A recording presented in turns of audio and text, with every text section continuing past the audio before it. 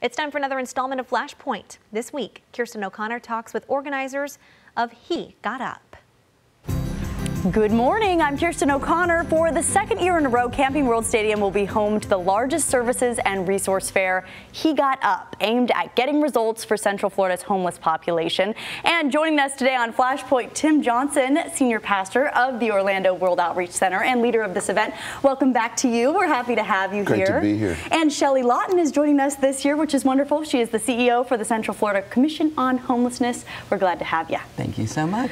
So we want to talk about this event, and if people weren't out at it last year and haven't seen the videos on YouTube, it was a beautiful event, such a positive outcome for all of the people who attended and for the organizers. What are your thoughts going into this year, and are there any specific goals? I think the biggest goal is to build a stronger bridge. Right now, you know, Orlando is known for its response to crisis. We've had a couple in the last season of time, and we rally very well with resources to meet the needs. But I think we can be more proactive in meeting the daily crisis that hundreds of thousands of our citizens, fellow citizens, face from Orange, Seminole, and Osceola County on a daily basis. Instead of waiting for the crisis moment, I think we are a better community by addressing proactively the crisis and primarily by looking at the massive amount of needs with the resources that are available and building a strong bridge between them. So instead of 4, 5, 6, 7, 8 steps, it's a one-step process to engage people to get them back to self-sustainability. Right, and we're talking about a lot of people. What's the need look like? Well, we're hoping to have 25,000, 30,000 people this year from across 3 counties, of course. And the need is far greater than that, but I think you begin a conversation to show the potential of what can happen when we work together. What goes into making an event like this possible with that amount of people? It's crazy. Oh, it's a lot. You know, it's the good thing is there is a clear understanding that there are needs. Most people don't know how to address them as individuals. And so we get overwhelmed and we kind of just stay with our busy lives. This provides a platform for, at every level, individuals, corporations, private industry, service providers to be involved together in meeting the needs. And so it's a lot of teamwork, I assume. It's a collaboration on steroids. It's so wonderful. That's it. And Shelly, you were appointed CEO of the Commission on Homelessness last fall. So how have the first few months gone for you? Well, I worked as a volunteer prior to coming in, and I'm so proud of our community. Our focus on homelessness, last year we housed over 500 chronically homeless individuals, and we're one of 30 communities in the United States who have effectively ended chronic veterans homelessness for the people who have served our country. So we've done really well, but we know, again, with groups like this, government resources are very limited. So to have partnerships with the faith community is absolutely critical to address the needs of a much larger number of people. Absolutely. Yeah. All right, well, we're going to continue to talk with both of our guests when we come back, and we'll explain how Central Florida continues to get results for our homeless community.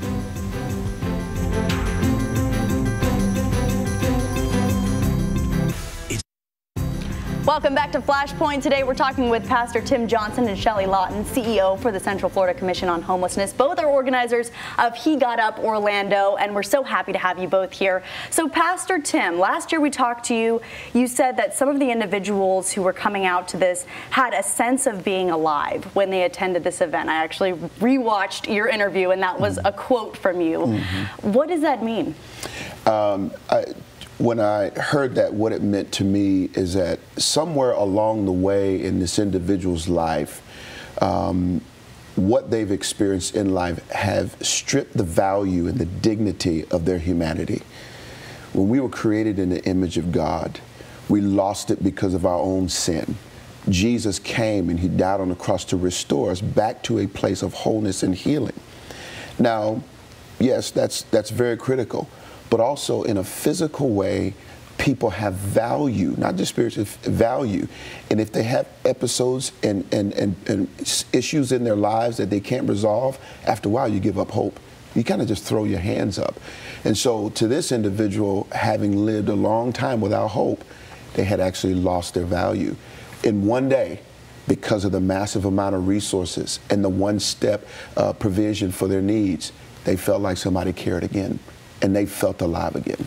Really a great representation of what this aims to do for people, right? So last year this event was held on Easter Sunday, and Yes. when will it be held this year? April 9th, which is Palm Sunday. Okay. Is there any significance there?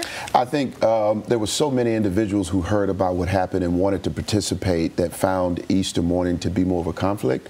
And so I just thought, well, let's make it available to everyone. And that Sunday was the best one. Wonderful. So just nice little spot on the calendar for us. Shelley, a Central Commission on Homelessness report stated that in 2015, more than 26,000 Central Florida children across Orange, Osceola, and Seminole counties were having, issues that we want to try and address. What do the numbers look like now, and have they improved? Well, we won't have the most accurate until the end of the school year because the school systems track it. But it's looking like in some areas it's going down, but mostly it's staying about the same. And with the Commission's role in focusing on homelessness, one of the things we're very interested in, the pastor said it earlier, it is connecting the homeless who come to the event, because not everyone there will be homeless, Right. but connecting those who are homeless, who don't know about the resources that might be available to them into the system of care that we've got. Okay. And the Central Florida Commission on Homelessness invested millions of dollars. So what does that look like? What are those resources? What the resources are, there is something called Housing First. And we really believe, as simple as it sounds, that if you put people in homes, they're no longer homeless. So our community has really focused on where the government resources are. We try and get them into homes and surround them with care. The most critically chronic homeless and the most critically family, that's where our focus is.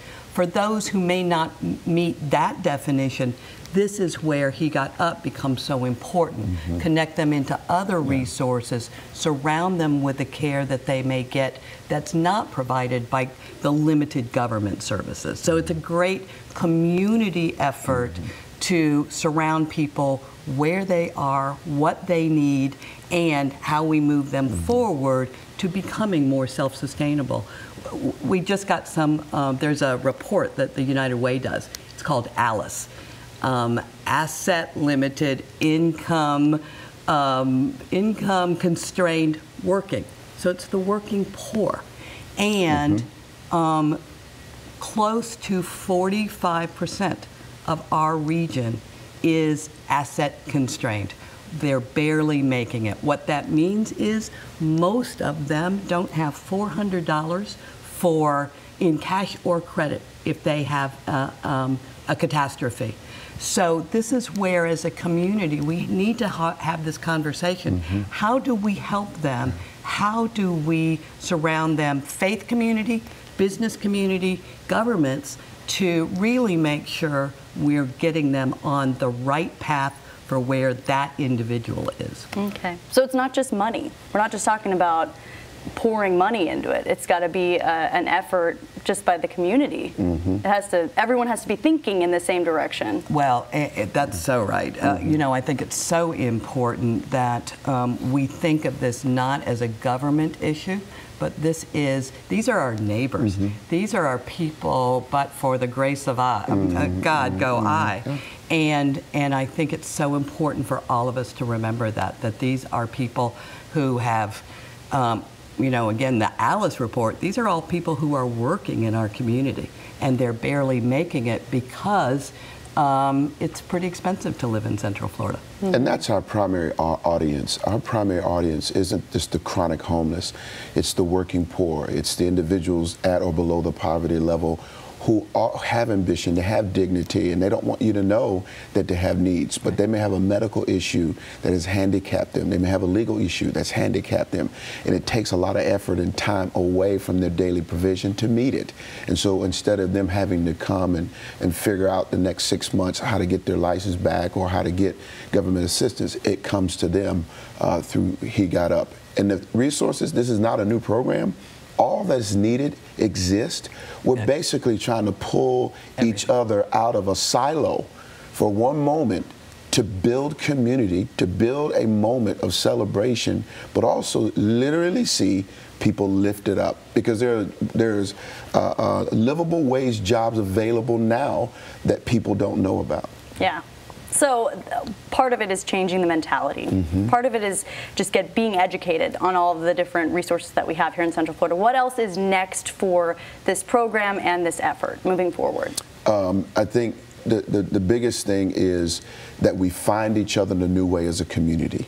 That we literally find each other. If you look at communities across America in the last couple of years, it has polarized us, it has distanced us, it has created tension among us, from the riots to the protests.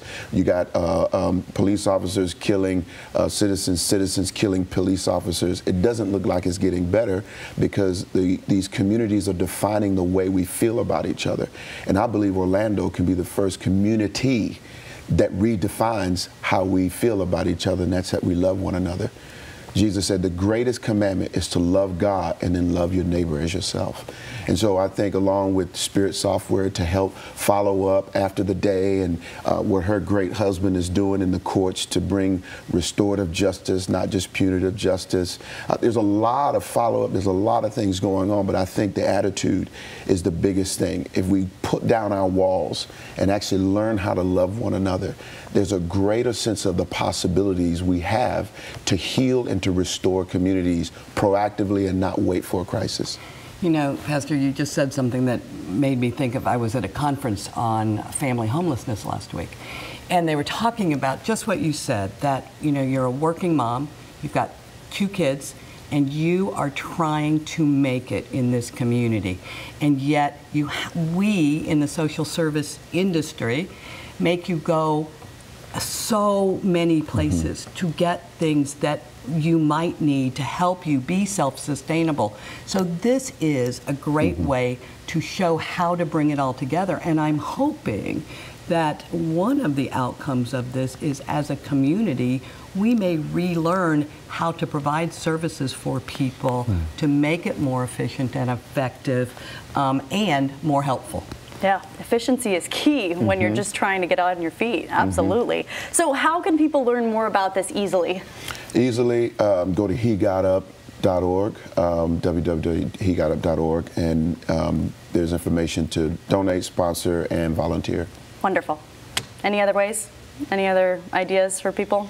Well, that's the easiest way. Yeah. And I do think that it doesn't matter what you could offer, from volunteering your time to your money to your resources. So we're looking for all kind of volunteers at every level, organizational as well as individual. And it's never too late. It's never too late. All right, perfect. We want to thank both of you for joining us for Flashpoint today, and we look forward to another successful event. Thank you so much. We will be back with more news and weather in just a few minutes.